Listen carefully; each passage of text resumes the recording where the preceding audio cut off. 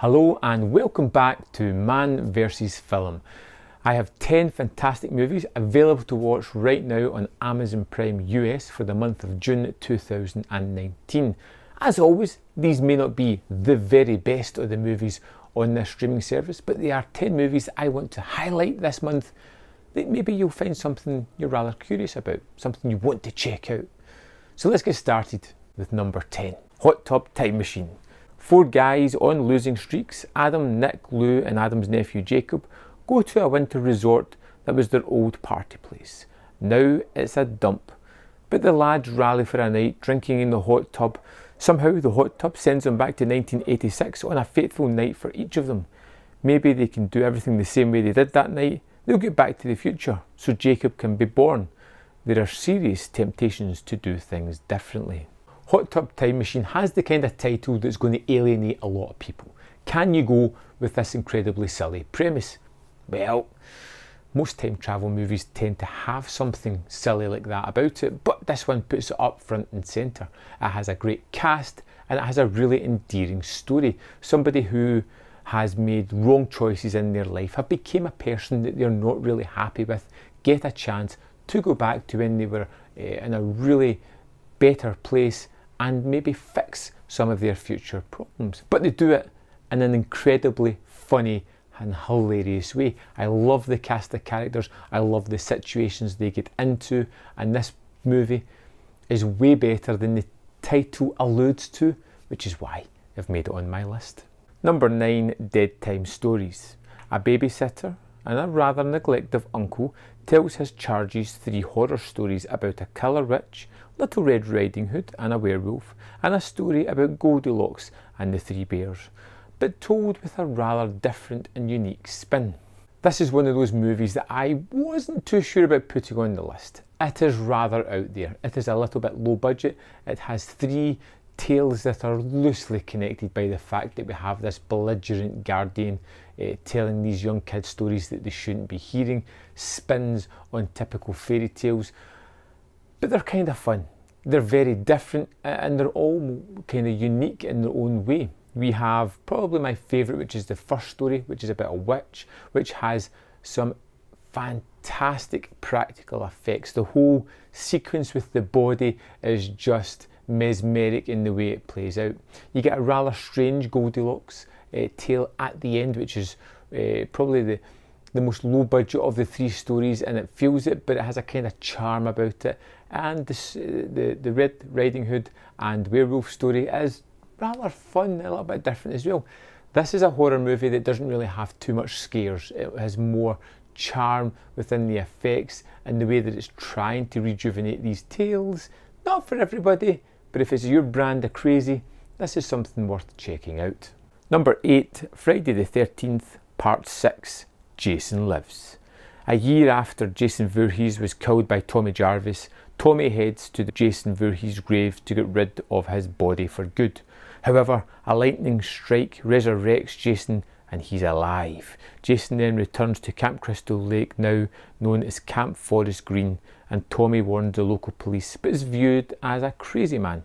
And now it's up to Tommy to stop Jason all by himself, with the cops hunting him down as well.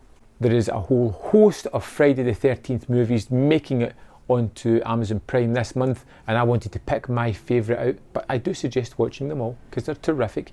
Part 6, Jason Lives. Whenever I think of Jason Voorhees, this is the incarnation I think of. The maggoted hockey mask, the hulking figure, the unstoppable Jason. It's not the goriest of the series, but it is, in my opinion, the most fun. The pretty terrific, fantastic element. I love Friday the 13th. I just want to throw it out there. Hopefully you'll sit down and just binge watch them all. I'd love to know what your favourite Friday the 13th is. Let me know in the comment box below. Number 7, FX2. Special effects man Roy Tyler is now a toy maker. Mike, the ex-husband of Rolly's girlfriend, is a cop and he asks him to help catch a killer. The operation goes well until some unknown man kills both the killer and Mike. When the blame is put onto Rolly, he has to run away and contact his old friend Leo, the cop from the last movie who's now a PI, for help, and they discover that they have more to worry about than just the police.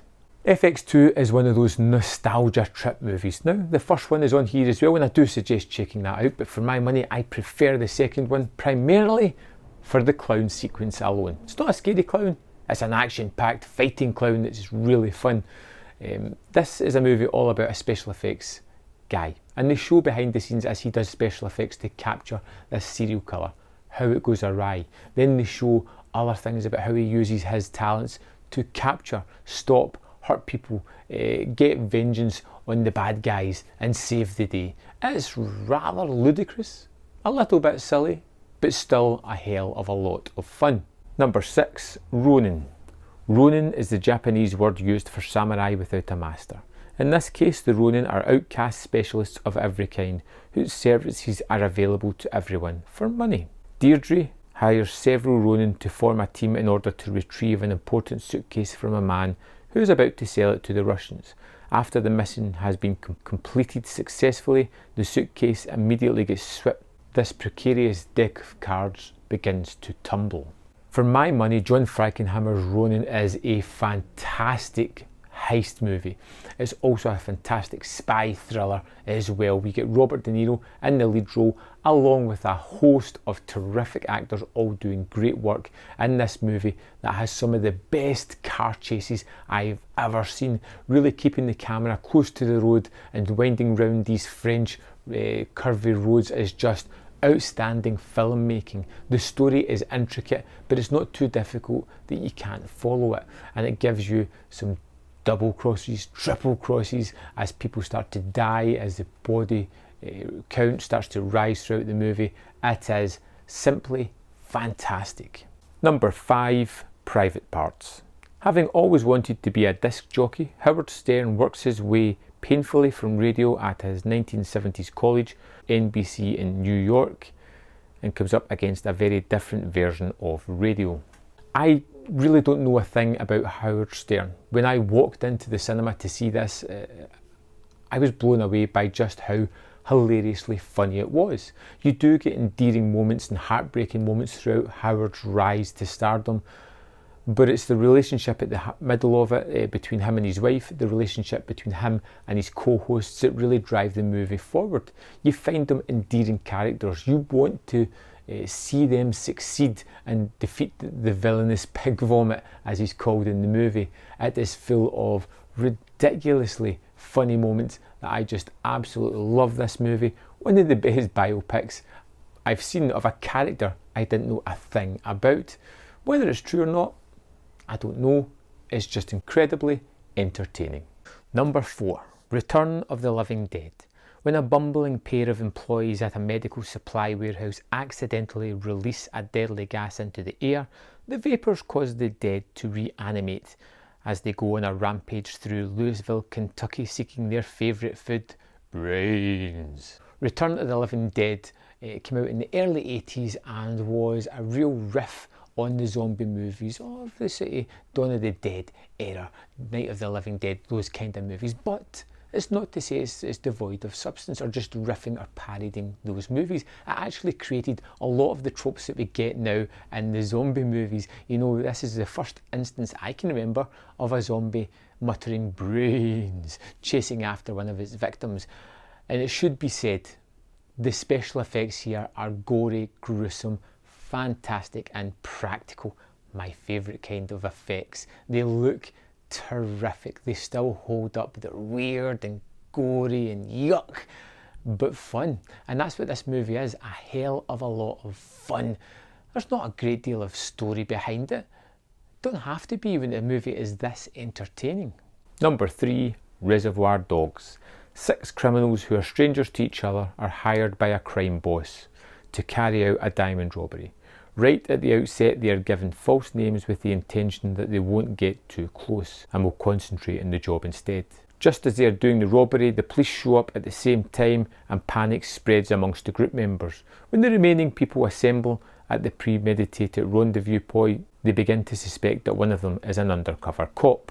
Quentin Tarantino's fantastic debut still holds up today. This low-budget heist movie, all about The aftermath of a robbery with flashbacks to the build up to it is fantastically well put together. It's within the editing and the choppy timeline of the story that it really builds up all these characters. You know from the start that something has happened, and the way it jumps through time narratively is just fantastic, building layer upon layer of these criminal characters, creating confrontations throughout the group, to jump to the current time to give you a climax to that. It's just fantastically well done, but it's done with a terrific soundtrack, great direction, sparkling dialogue that almost sings.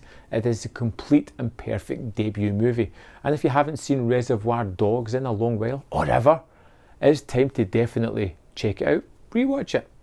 Number 2, Zombieland.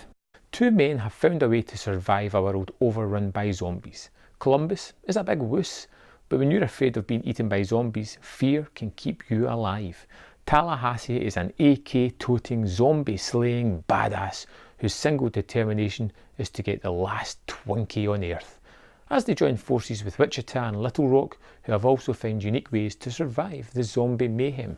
It had been so long since I had even thought about Zombieland that I was really curious to go back and check it out, especially as the sequel is coming 10 years after the original, and I just found a movie that was shorter than I remember and a hell of a lot more fun than I remembered. At just 88 minutes, this packs a hell of a lot into the runtime, giving us 4 fantastic characters that come together almost like a family, some incredibly funny moments as they battle each other's neuroses and how they deal with things, and it gives us great cameos, but most of all it gives us zombies, bloody zombies that have to be destroyed in really fun, energetic ways, which Tallahassee does a lot. This is a great cast, great moments, incredibly fun and easy watch, which has actually got me kind of excited about the sequel, which is coming soon.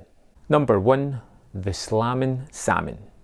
The brutal former heavyweight boxing champion Cleon Slammin' Salmon, now owner of the Miami restaurant, institutes a competition to see which waiter can earn the most money in one night. The winner stands to gain $10,000, while the loser will endure a beating at the hands of the champ. Broken Lizard are really one of my favourite comedy troupes that make movies. You know, they did the Super Troopers movies, Club Dread, Beer Fest, those type of things, but for my money, my absolute favourite is The Slammin' Salmon. It's one of those movies that's set within a short period of time, a few hours, an evening shift at a restaurant, and it focuses on the characters within that building and how they all relate to each other, and that is pretty much the basic setup. Comedy ensues, and it is ridiculously funny. There are some standout performances here. Michael Clarke Duncan as Cleon is just over the top but ridiculously funny.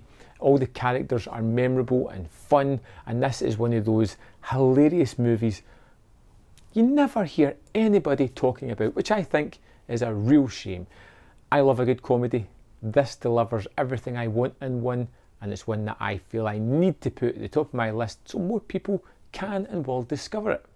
So there we have it, 10 fantastic movies for you to check out. I hope you find something there that sparks a little bit of curiosity and interest, or maybe an old classic that you want to revisit. Either way, I hope you find something you love.